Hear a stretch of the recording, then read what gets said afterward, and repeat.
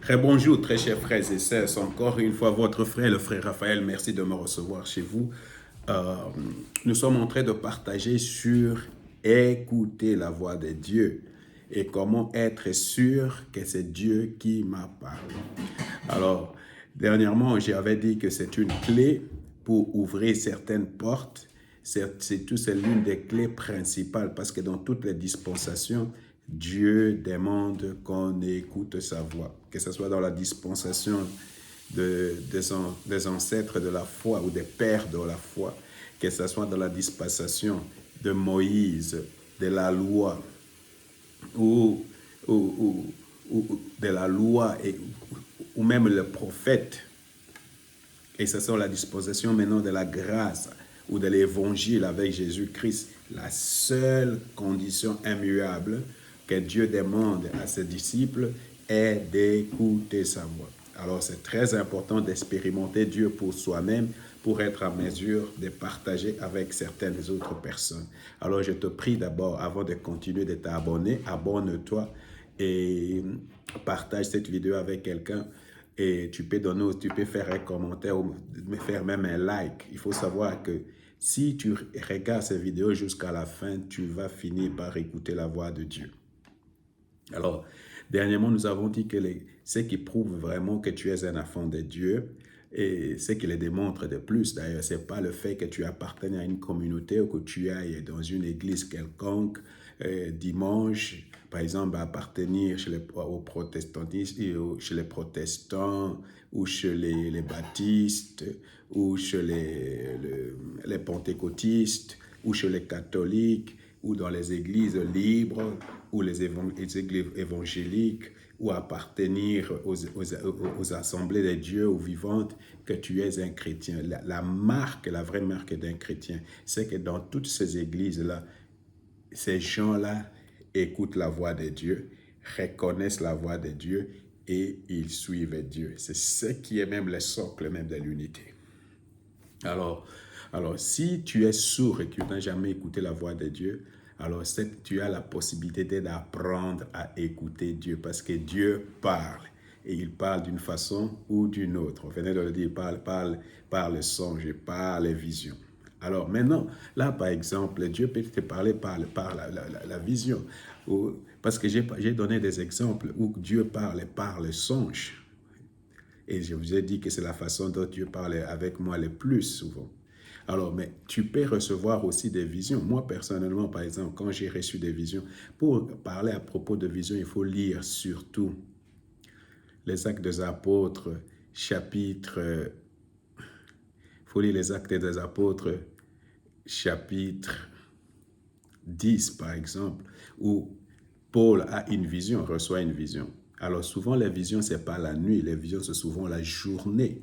Même la nuit, quand ça arrive la nuit, une vision, c'est très réel. Et ça arrive dans 10 secondes, 20 secondes, et tu vois quelque chose, et Dieu te montre quelque chose. Tu essaies de fermer les yeux, tu vas t'assoupir peut-être tout à coup, et puis tu vois quelque chose s'est déroulé, une histoire s'est déroulée devant toi. Et quand tu ouvres les yeux, c'est tellement réel. Alors ça, c'est une vision. Mais la nuit, c'est que quand tu fais un songe, tu dors profondément la nuit. Tu dors profondément la nuit. Alors, mais toutes ces choses, la Bible a promis cela. Maintenant, le plus important pour moi aujourd'hui, c'est que souvent, il y a beaucoup de gens qui reçoivent des songes, mais dans ces songes-là, ils voient des gens en train de mourir, et même ils sont en train de mourir. Il y a des gens qui sont en train de te poursuivre. Il y a des gens qui te tapent. Il y a des gens qui font l'amour dans leurs songes. Il y a tout. Alors tout ça, ce ne sont pas des visions ni des songes qui viennent de la part de Dieu. Alors, généralement, quand il y a des gens qui font des songes très compliqués, ils cherchent l'interprétation, comment interpréter, tout ça. Ok, moi, ma propre expérience, moi, quand un songe est aussi compliqué, je le laisse. Pourquoi? Parce que moi, je pense que tout ce que Dieu fait est facile. Si ça vient de la part de Dieu, je vais les comprendre tout de suite. Je n'aurai pas besoin d'encore de faire des grandes interprétations et des choses comme ça. Alors, voilà, c'est tellement simple. Alors, c'est pour cette raison, quand moi je fais un songe, par exemple, généralement, il m'arrive des fois qu'on m'attaque. Et ces attaques-là, ça se passe toujours par le songe. Je dors et tout à coup, je vois, par exemple, dernièrement, là où j'habitais, il y avait un monsieur qui faisait de vaudou. Ici en Allemagne, c'est pas en Afrique. Ici en Allemagne, j'habite en haut et le monsieur fait des vaudou en bas. Alors, un jour, ce monsieur-là m'a attaqué. J'étais en train de dormir tout à coup et je vois, c'est comme un oiseau, une partie est un squelette et une autre partie, une tête comme celle d'une chauve-souris. Vous savez, il y a des chauves-souris avec des dents pointues comme ça. Et puis une autre partie comme d'un animal, une autre partie comme un oiseau. Je t'assure, ça c'était terrifiant.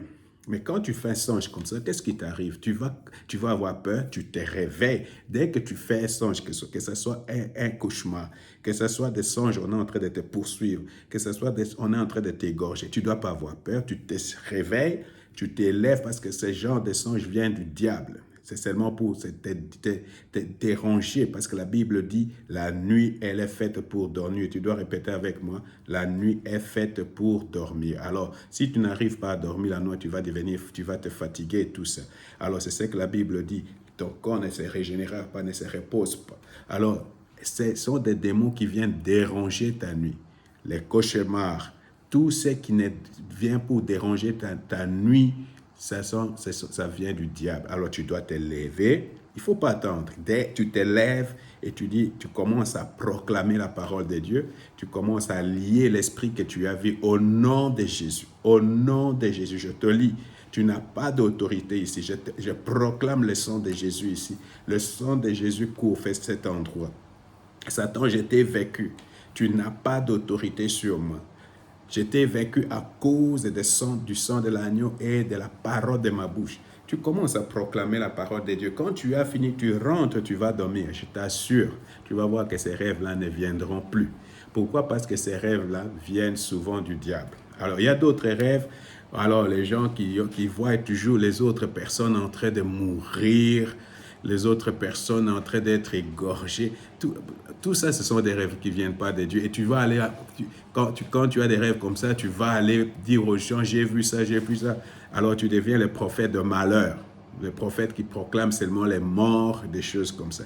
Ça aussi, ça ne vient pas de la part de Dieu. Parce que quand Dieu te montre quelque chose comme ça, ce n'est pas pour que tu ailles là-bas mettre la peur dans la vie des gens, c'est pour que tu intercèdes. Tu vas aller prier avec la personne, tu intercèdes pour la personne, tu dis, Seigneur, ça ne peut pas arriver. Au nom de Jésus, tu pries avec la personne. Alors, si tu vas dire à la personne et que la personne n'est pas une chrétienne, elle commence maintenant à penser à cette mort-là, ça va créer des problèmes. Voilà comment ça se passe, frère. C'est très important de recevoir des songes de la part de Dieu, mais c'est vraiment dangereux de recevoir des songes de la part du diable et de les donner comme prophéties. Alors, pour cette raison, quand des songes comme ça viennent, tu intercèdes. Quand les songes viennent pour déranger ta paix, tu lis ces songes-là, tu les détruis, tu proclames la parole de Dieu, tu proclames le sang de Jésus, tu te laisses couvrir par le sang de Jésus parce que ce sont des attaques du diable. Alors, je vais prier avec toi maintenant pour que généralement, quand tu reçois des songes de la part de Dieu, qu'il n'y ait pas de confusion, qu'il n'y ait pas de peur et des choses comme ça. Seigneur, alors toi tu as dit, Seigneur, dans les derniers jours, tu vas répandre de ton esprit sur toutes tes chairs, tes filles et tes fils auront de songes et de visions. Seigneur, nous te disons merci. Merci pour l'accomplissement de cette promesse dans nos vies. Merci parce que ma sœur peut recevoir un songe de toi. Merci parce que mon frère peut recevoir un songe et une vision. Seigneur, confirme ta parole dans la vie de ma sœur et de mon frère. Seigneur, ouvre les oreilles.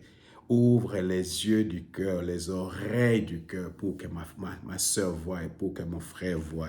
Maintenant, Seigneur, par l'autorité, la puissance que tu m'as donnée et par le nom de Jésus, je suis en train de lier toute confusion et tout esprit des cauchemars au nom de Jésus. Confusion, les cauchemars et toute attaque du diable et toutes les prophéties qui ne viennent pas de toi, je le lis dans le nom de Jésus. Je proclame que le Jésus-Christ est Seigneur.